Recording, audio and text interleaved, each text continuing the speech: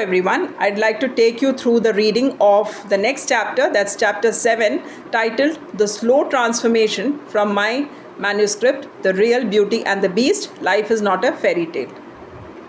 It's a new day today. Leaving yesterday's episode behind, Maya and I try to start afresh. As the sun shines brightly in the sky, it brings a sense of hope into our lives. We begin to see a friend in each other. The lonely beast no longer creeps into my mind, and Maya's pain feels a little lighter as we exchange conversations and smile through the window of our houses. Just then, my phone rings. It's a conference call. My husband and son are at the other end, both sounding on top of the world with happy news to share. My husband's presentation has worked in his favor. He's been selected to work on site for the next 10 years. My son, on the other hand, has been inducted into the company not as an intern but as a full time employee, thanks to his exceptional performance that had gone unnoticed during his initial evaluation. I am happy for both of them, but the beast in me awakens once again. What was a 1 year distance now stretches into a decade. I don't know how long I will be away from my son. I smile on the call, sounding cheerful, but a sadness nestles deep within. Just as I hang up, my phone rings again. It's Soumya. She's moving in today. I quickly check if everything is ready for her arrival, ensuring she'll be comfortable in her new home, which is now our shared home. Meanwhile, my maid requests a week's leave due to a personal commitment. I have no choice but to grant it, and she assures me a replacement will arrive in a couple of days. Soumya reaches and stops at the entrance, captivated by the rangoli pattern drawn in front of the house. I step out and greet her. Hi Soumya, welcome home. She smiles back, and just then Richard arrives, seeking some help from me. As his eyes meet Soumya's, there's a spark, an instant connection. A baseball player and an ethical hacker meets a woman full of grace and mystery. It seems the hacker might have just hacked Soumya's heart. But I'll reserve my judgment. Soumya is beautiful inside out, but Richard, with his warm smile and gentle demeanor, is equally charming. Yet, behind his smile, there may be a hidden pain.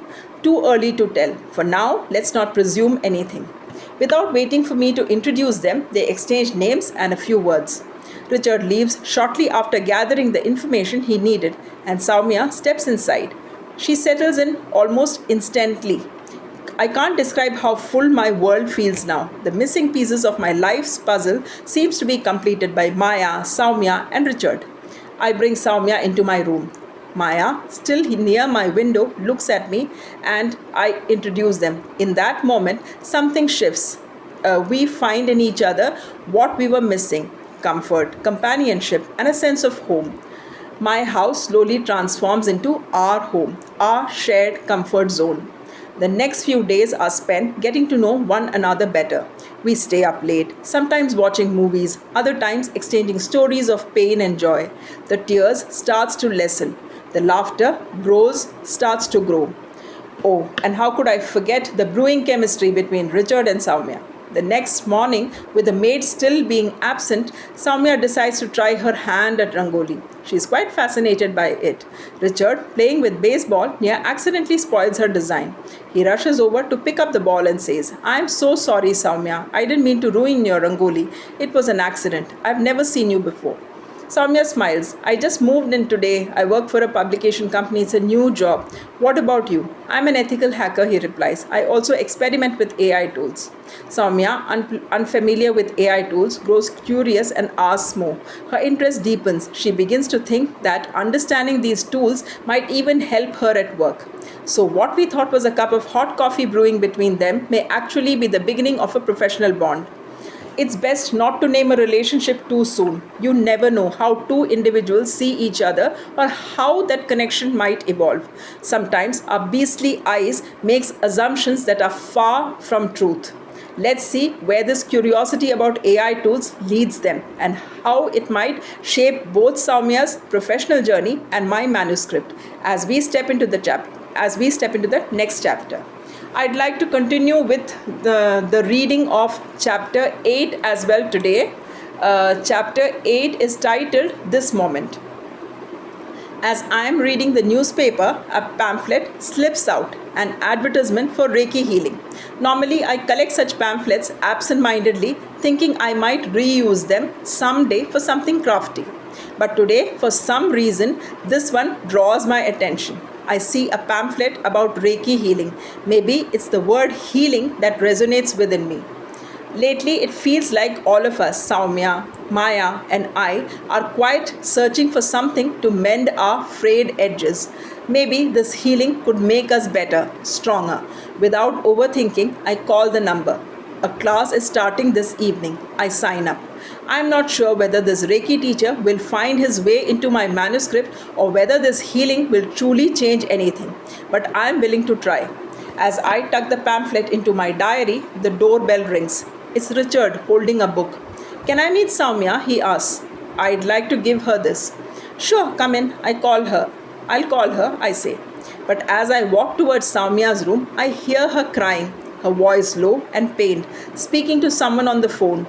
Unsure of what to do, I return to Richard. She's in the middle of an assignment. I lie gently.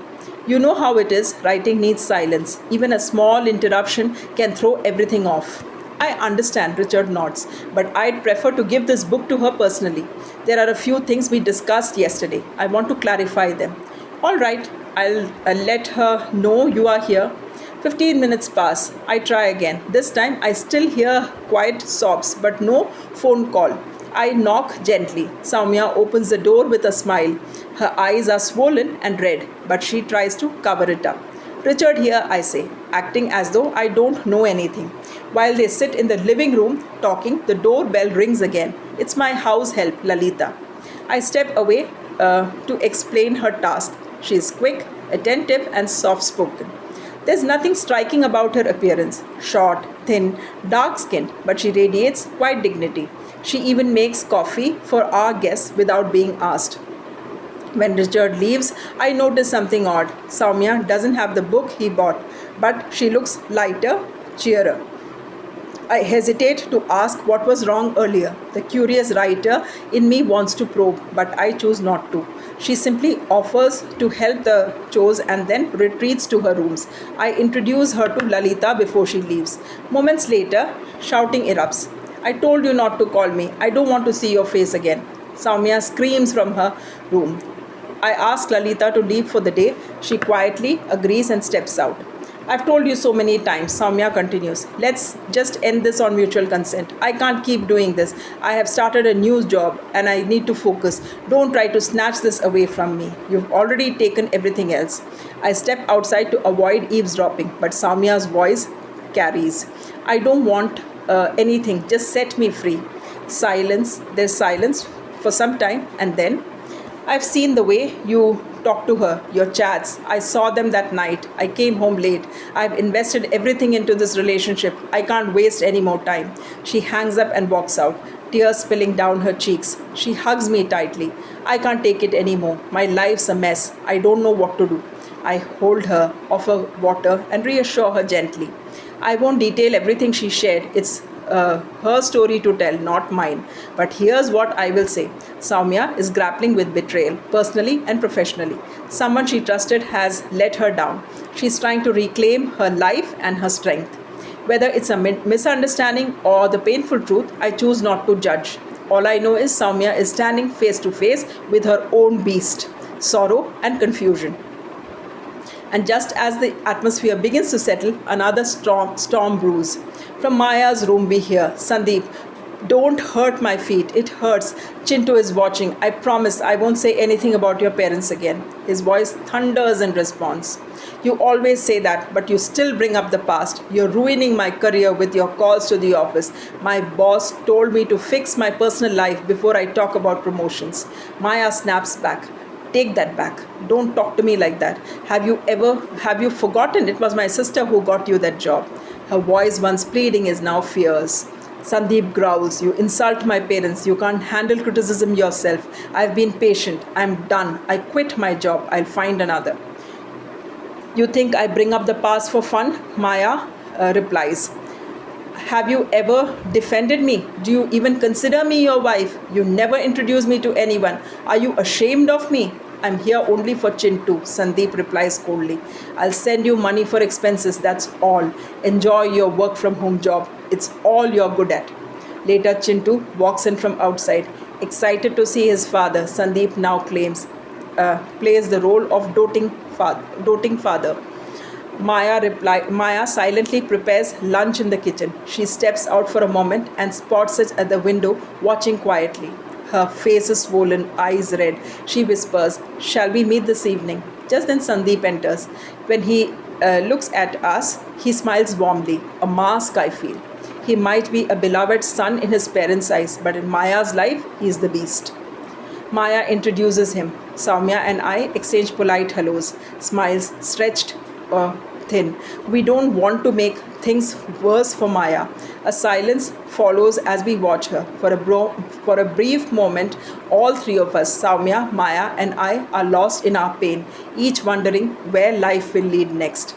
It's Raksha Bandhan tomorrow, a festival where sister ties a rakhi around brother's wrist, symbolizing love and protection. Soumya turns to me. I want to buy a rakhi. Will you come with me? She hesitates and adds, I see a brother in Richard. I know it might sound strange, but I lost my younger brother a few years ago. He reminds me of him. Somehow, even the hot coffee in my hand feels cold. We walk to a nearby store, pick out a rakhi. On the way home, we run into Richard. Soumya greets him. Hi, Richard. This may sound a little odd. I don't know how you will take it, but tomorrow is Raksha Bandhan, an Indian festival. She explains the tradition and what it means to her. To my surprise, but not entirely, Richard agrees without hesitation. He too has his own past, his own wounds, and something about this gesture seems to soothe both of them. As the bond of brother and sister quietly blossoms between them, I step inside to check on Maya. She is managing the chores. Sandeep beside her, Chintu nearby. Everything looks normal, but I know the storm still lingers under surface. It's time I get ready and leave for my Reiki class. At the doorstep of a modest home, I ring the bell. A man, around 70, about my father's age, answers. Even before he speaks, I know this is my Reiki teacher. Without a second thought, I touch his feet, our way of showing respect to Guru. He blesses me warmly. I am Venkatramanan, Reiki Grandmaster. It's a one-on-one session today. Would you prefer my wife to be present, or is it all right with just the two of us? I am fine either way, I reply. Just then his wife appears, smiling gently. He introduces us and she offers me a glass of cold buttermilk. I sip it gratefully, comforted by the unexpected warmth in their home. Reiki sir and I climb the stairs to a quiet room with only two chairs. We sit down and talk. He asks about me, my reason for seeking healing. He shares little snippets of his own life too. It's one day session, but he explains I'll need to continue practicing for the next 21 days under his guidance over the phone. The hours pass gently. I feel a little sense of stillness settling over me. Peace, a flicker of happiness. As the session concludes, I once again touch my Reiki Guru's feet and his wife's in gratitude, then leave their home feeling a gentle peace within me, ready to begin the journey of healing in the days ahead. That's all for the day. Thanks for watching and thanks for your time. I hope that you've enjoyed the story so far. I'd like to hear from you from the comment section, and thanks again for your time and thanks for watching.